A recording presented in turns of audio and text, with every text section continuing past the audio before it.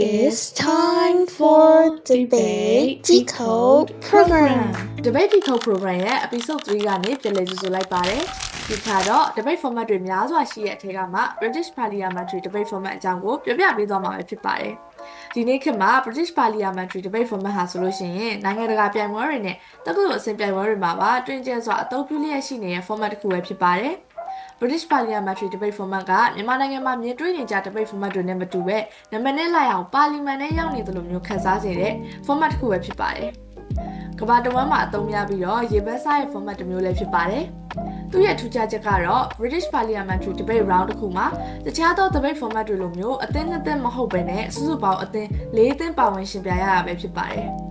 ၄သင်းဆိုပေမဲ့ရည်တည်ရတဲ့ site ကတော့ပုံမှန် debate ပွဲတွေလိုမျိုးနှစ် site ပါပဲ။ဒါတွေကတော့ government site, motion ကိုထောက်ခံတဲ့ site နဲ့ opposition site, motion ကိုဆန့်ကျင်တဲ့ site ဆိုပြီးတော့ site နှစ်ဖက်ရှိပါမယ်။ government site ဘက်မှာ opening government နဲ့ closing government ဆိုပြီးအသင်းနှစ်သင်းရှိပြီး opposition site ဘက်မှာလည်း opening opposition နဲ့ closing opposition နှစ်သင်းဆိုပြီးတော့စုစုပေါင်း၄သင်းရှိပါတယ်။ opening government နဲ့ closing government အသင်းတစ်ခုကရည်တည်ရတဲ့ site တူပေမဲ့မတူညီတဲ့အသင်းတစ်ခုပါ။ဒီလိုပါပဲ opening opposition နဲ့ closing opposition ဟာဆိုရင်လည်းမတူညီတဲ့အသင်းတစ်ခုပါ။ဒါဆိုရင်ဘာကြောင့်ထောက်ခံတဲ့ဘက်တွေတူနေပြီးတော့အသင်းကွဲနေရလဲဆိုတာကိုဆက်ပြီးရှင်းပြပေးပါမယ်။ BP format မှာပါဝင်တဲ့သူတယောက်ချင်းစီတိုင်းက role တစ်ခုစီတည်တဲ့ရှိပါတယ်။ opening government မှာဆိုရင် Prime Minister ဝန်ကြီးချုပ်နဲ့ Deputy Prime Minister ဒုဝန်ကြီးချုပ်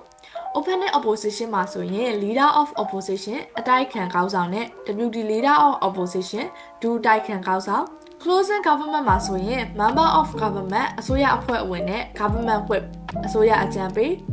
closing opposition မှာဆိုရင် Member of Opposition အတိုက်ခံအဖွဲ့ဝင်နဲ့ Opposition Whip အတိုက်ခံအကြံပေးဆိုပြီးတော့အသီးသီးရှိသလို role တွေအလိုက်မတူညီတဲ့တာဝန်တွေလည်းရှိပါတယ်။ BB debate round တစ်ခုမှာပါဝင်ပြောဆိုသူတယောက်ချင်းစီကရေဘူးရအဖြစ်9မိနစ်အချိန်ရရှိပါတယ်။ဒါကတော့ကိုပြိုင်မဲ့ပြိုင်ပွဲစည်းမျဉ်းပေါ်မူတည်ပြီးတော့ပြောင်းလဲမှုတွေလည်းရှိနိုင်ပါတယ်။ဒါဆိုရင်တော့အပေါ်မှာပြောခဲ့တဲ့ rule တွေအကြောင်းကိုဆက်ပြီးတော့ရှင်းပြပေးသွားပါမယ်။ BB debate round တစ်ခုမှာပထမဆုံးစတင်ပြောဆိုရတဲ့သူကတော့ opening government ဘက်က Prime Minister ပဲဖြစ်ပါတယ်။ Prime Minister ရဲ့အဓိကတာဝန်ကတော့debate ပွဲတစ်ခုလုံးမှာပထမဆုံးပြောဆိုတဲ့သူဖြစ်တဲ့အလျောက်မိမိရှင်းပြရမယ့် motion ခေါင်းစဉ်ကိုအဓိပ္ပာယ်ဖွင့်ဆိုပေးရပါမယ်။ဥပမာအားဖြင့်ဖုန်းများကိုဘန်တင်တယ်ဆိုတဲ့ motion မှာဆိုရင်ဖုန်းဆိုတာကဘာလဲဘန်နယ်ဆိုတာကဘာလဲအစရှိသဖြင့် motion ခေါင်းစဉ်ထဲမှာရှိနေသမျှအရေးကြီးတဲ့စကားလုံးတိုင်းကိုကိုယ့်ရဲ့ရက်တည်တဲ့ဘက်ပေါ်လိုက်ပြီးတော့ definition ဖွင့်ပေးရပါလိမ့်မယ်။နဲ့မိမိအဖွဲ့သွားမည့်လမ်းကြောင်းရှုထောင့်ချမှတ်ပေးရပါမယ်။ဥပမာအားဖြင့်ပညာရေးရှုထောင့်မှညင်းဆိုမည်ကျန်းမာရေးရှုထောင့်မှညင်းဆိုမည်အစရှိသဖြင့်ဖြစ်ပါတယ်။ argument များ evidence များကိုလည်းမိမိရဲ့အဆိုကိုခိုင်မာစေဖို့အတွက်ထည့်ပေးရပါမယ်။ဒုတိယ second speaker ဖြစ်တဲ့ opening opposition ဘက်က leader of opposition ရဲ့တာဝန်တွေကတော့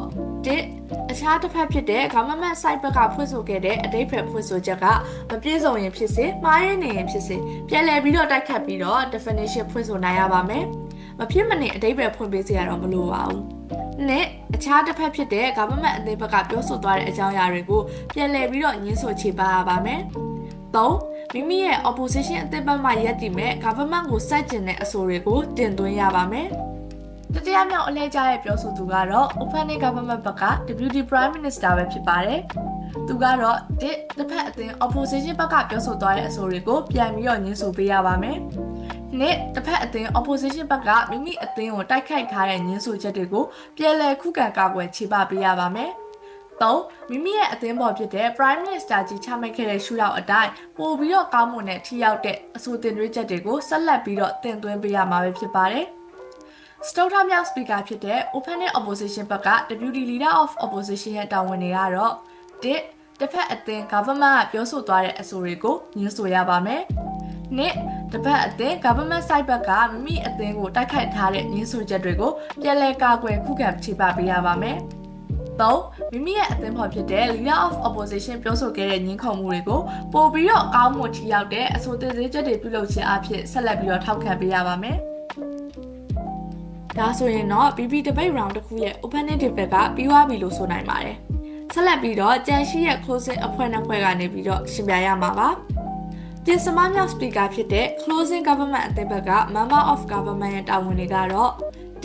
Opening Government ဘက်ကတင်သွင်းသွားခဲ့တဲ့အဆိုတွေကိုအနေငယ်ပြန်လည်ထောက်ခံပေးရပါမယ်။နှစ်တစ်ဖက်အသင်းဖြစ်တဲ့ Opening Opposition ကိုပြန်လည်ခြေပပြောဆိုတိုက်ခိုက်ရပါမယ်။၃ Opening Government နဲ့မတူညီတဲ့အကြောင်းအရာအသစ်တွေရှုထောင့်အသစ်တွေပါဝင်တဲ့အဆိုအသစ်တွေကိုတင်သွင်းပေးရပါမယ်။ဥပမာအားဖြင့် Opening Government ဘက်ကနေပြီးတော့ motion အကြောင်းအရာကိုပညာရေးရှုထောင့်ကနေပြောသွားတယ်ဆိုရင်ကိုယ့်ရဲ့အဆိုအသစ်မှာအခြားသောရှုထောင့်အသစ်ကျန်းမာရေးဘာသာရေးစားရဲ့ဘက်တွေကနေပြီးတော့တုံ့သက်သွားပြီးတော့တင်ပြပေးရမှာဖြစ်ပါတယ်။6ရက်မြောက် speaker ဖြစ်တဲ့ Closing Opposition အသင်းက Member of Opposition ရဲ့တာဝန်တွေကိုဆက်ပြီးတော့ပြပြပေးသွားပါမယ်။တာဝန်တွေကတော့1 Opening Opposition ဘက်ကတင်သွင်းသွားခဲ့တဲ့အဆိုတွေကိုအနေငယ်ပြန်လည်ထောက်ခံရပါမယ်။နှစ်တစ်ဖက်အသင်းဖြစ်တဲ့ Opening Government ကိုခြေပပြောဆိုတိုက်ခိုက်ရပါမယ်။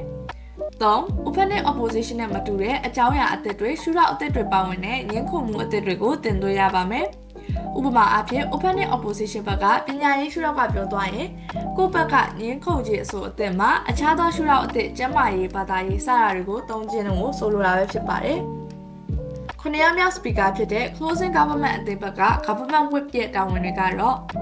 1 Opposition တစ်ဆိုင်လုံးပြောသွားခဲ့သမျှကိုညှင်းဆိုချေပါရပါမယ်။နှစ်ပြိုင်ပွဲတစ်ခုလုံးအတွင်းပြောဆိုခဲ့တဲ့အကြောင်းအရာတွေကိုပြန်လည်အနှစ်ချုပ်ပေးပြီးတစ်ဖက်အသင်းထက်ဆိုင်ရင်မိမိအသင်းကဘာကြောင့်နိုင်တဲ့ကြောင်းပြောဆိုခဲ့တဲ့အဆိုများအငင်းခုန်များအားလုံးကိုစုပြီးတော့ညီကုန်းချုပ်ပေးရပါမယ်။လုံးဝရှုထောင့်အသစ်တွေကိုတင်လို့မရပါဘူးနော်။ဥပမာအားဖြင့်မိမိရဲ့အသင်းကပညာရေးအကြောင်းလာတင်သွားခဲ့ပါက Government Whip Rule အနေနဲ့ပညာရေးအကြောင်းဖြစ်တာပြန်လည်ညီကုန်းချုပ်ပေးရမှာဖြစ်ပါတယ်။ကျန်းမာရေးဘာသာရေးအစရှိသဖြင့်တခြားသောရှုထောင့်တွေကိုမိမိရဲ့ speech ထဲမှာထည့်ပြောလို့လုံးဝမရပါဘူး။ BB Round ရဲ့ရှေ့ရောက်မြောက် speaker နောက်ဆုံးပြောဆိုသူလည်းဖြစ်တဲ့ Closing Opposition အသင်းက Opposition Whip ရဲ့တာဝန်တွေကတော့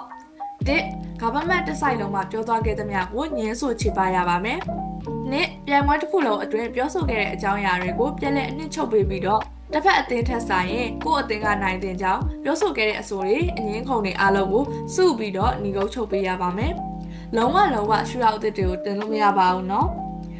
Government Whip တော့ကပြောခဲ့သလိုပဲကိုယ့်ရဲ့အသင်းကပညာရေးအကြောင်းကိုသာတင်သွားရဲဆိုလို့ရှိရင် Opposition Whip Rule အနေနဲ့ဆိုရင်လည်းပညာရေးအကြောင်းအနေနဲ့သာပြန်ပြီးတော့ညီကုန်းချုပ်ပေးရမှာပါ။ကျန်းမာရေးဘာသာရေးစတဲ့တခြားသောရှုထောင့်အသစ်တွေကိုလုံးဝ